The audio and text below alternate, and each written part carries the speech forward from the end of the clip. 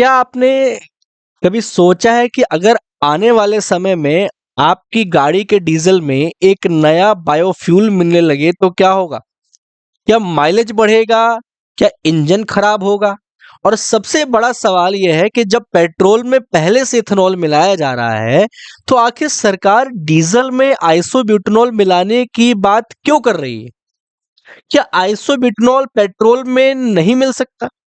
आज के इस वीडियो में हम इन सभी सवालों का आसान भाषा में जवाब जानेंगे। इसलिए देखिए, वीडियो को आखिर तक जरूर देखें, क्योंकि अंत में आपको पता चलेगा कि आने वाले वर्षों में भारत का ईंधन सिस्टम किस तरह बदल सकता है। तो शुरुआत करते हैं। सबसे पहले एक सवाल यह है कि आइसोब्यूटेनॉल आखिर है क्या? देखिए, आइसोब्यूटेनॉल एक प्रकार का बायो अल्कोहल है, जिसे दारू आम भाषा में लोग कहते हैं। इसे गन्ने, मक्का, कृषि अवशेष और दूसरे जैविक स्रोतों से बनाया जा सकता है। वैज्ञानिक तरीके से तैयार किया गया ईंधन पारंपरिक डीजल और पेट्रोल के साथ मिलाकर इस्तेमाल किया जा सकता है। इसे अगली पीढ़ी के बायोफ्यूल के रूप में देखा जा रहा है, क्योंकि इसमें कुछ ऐसी खूबियां हैं जो इथेनॉल से बेहतर मानी जाती हैं। भारत डीजल में आइसोब्यूटेनॉल मिलाने पर विचार क्यों कर रहा है, यह आज का दूसरा सवाल। भारत देखिए, अपनी जरूरत का बड़ा हिस्सा कच्चा तेल विदेशों से आयात करता है। इससे हर साल लाखों करोड़ रुपए का विदेशी मुद्रा खर्च होती है।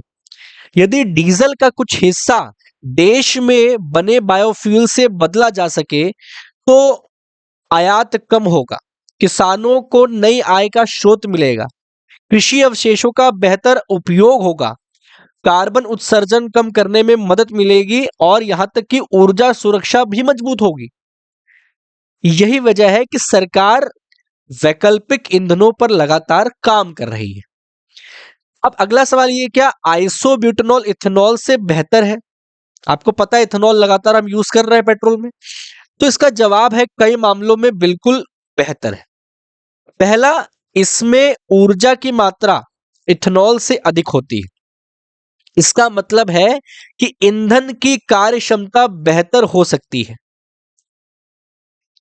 दूसरा, यह पानी कम सोखता है।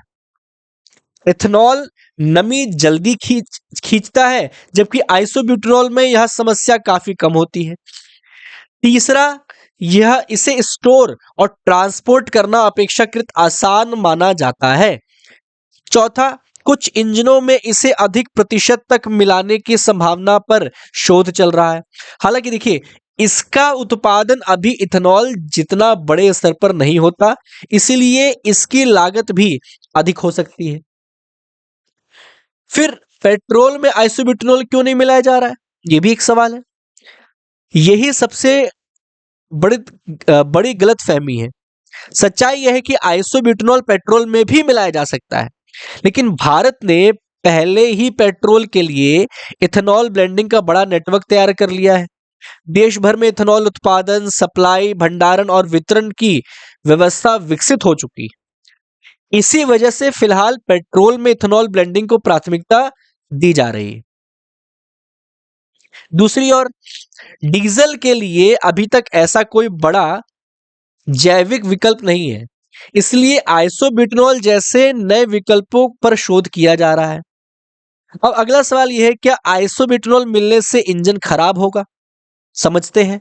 यदि किसी भी ईंधन को बिना परीक्षण के इस्तेमाल किया जाए तो समस्या हो सकती है, लेकिन सरकार या तेल कंपनियां किसी भी नए ईंधन को बाजार में लाने से पहले हजारों घंटे तक इंजन टेस्ट, प्रदर्शन परीक्षण और सुरक्षा परीक्षण करती है।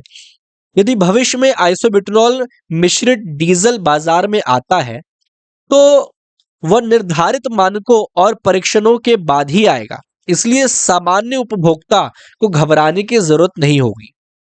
अगला सवाल है, क्या इससे प्रदूषण कम होगा? विशेषज्ञों का मानना है कि बायोफ्यूल के उपयोग से ग्रीन हाउस गैसों के उत्सर्जन में कमी लाई जा सकती है, क्योंकि इसका स्रोत पौधे और जैविक पदार्थ होते हैं। इसलिए इनका कार्बन चक्र पारंपरिक जीवाश्म ईंधन से अलग माना जाता है। हालांकि वास्तविक लाभ इस बात पर निर्भर करेगा कि ईंधन कैसे बनाया गया है और किस अनुपात में मिलाया गया है। किसानों को क्या फायदा होगा, ये भी समझते हैं। यदि बायोफ्यूल उद्योग का विस्तार होता है तो गन्ना, मक्का और अन्य ऊर्जा फसलों की मांग बढ़ सकती है। कृषि अवशेषों का आर्थिक उपयोग हो सकता है। ग्रामीण क्षेत्रों में नए उद्योग विकसित हो सकते हैं। रोजगार के नए अवसर भी पैदा हो सकते हैं। यही कारण है कि सरकार बायोफ्यूल को केवल ऊर्जा नहीं बल्कि ग्रामीण अर्थव्यवस्था से भी जोड़कर देखती है। अब अगला सवाल क्या है कि क्या अभी से डीजल बदल जाएगा? नहीं भाई, बिल्कुल नहीं। अभी ऐसा नहीं है कि अगले महीने से पूरे देश में आइसोब्यूटेनॉल मिश्रित डीजल मिलने लगेगा। पहले मानक तय होंगे, फिर परीक्षण होंगे, उसके बाद यदि परिणाम संतोषजनक रहे तो चरणबद्ध तरीके से इसे लागू किया जा सकता है। यानी यह एक लंबी प्रक्रिया है। भविष्य कैसा हो सकता है इसको लेके? आने वाले वर्षों में भारत केवल पेट्रोल और डीजल पर निर्भर नहीं रहेगा। Ethanol, compressed biogas, green hydrogen, biodiesel और आइसोब्यूटेनॉल जैसे कई वैकल्पिक ईंधनों का मिश्रण देखने को मिल सकता है। तो इसका उद्देश्य यही है कि आयात कम करना, पर्यावरण की रक्षा करना, किसानों की आय बढ़ाना और भारत को ऊर्जा के मामले में अधिक आत्मनिर्भर बनाना। तो दोस्तों, अब आपको समझ आ गया होगा कि आइसोब्यूटेनॉल कोई साधारण केमिकल नहीं बल्कि भविष्य का एक संभावित बायोफ्यूल है। आइसोब्यूटेनॉल केवल डीजल के लिए नहीं, पेट्रोल में भी इस्तेमाल किया जा सकता है। लेकिन भारत में पेट्रोल के लिए पहले से इथेनॉल ब्लेंडिंग कार्यक्रम चल रहा है, इसलिए फिलहाल डीजल के लिए नए विकल्प के रूप में आइसोब्यूटेनॉल पर अधिक ध्यान दिया जा रहा है। यह अभी व्यापक रूप से लागू नहीं हुआ है। बड़े पैमाने पर उपयोग से पहले परीक्षण और मंजूरी आवश्यक होगी। अगर आपको यह जानकारी उपयोगी लगी हो तो वीडियो को लाइक करें, अपने दोस्तों के साथ जरूर शेयर करें और चैनल को सब्सक्राइब तो करना भैया बिल्कुल ना भूलें। तो दोस्तों, मिलते हैं अगली वीडियो में एक और नई और महत्वपूर्ण जानकारी के साथ।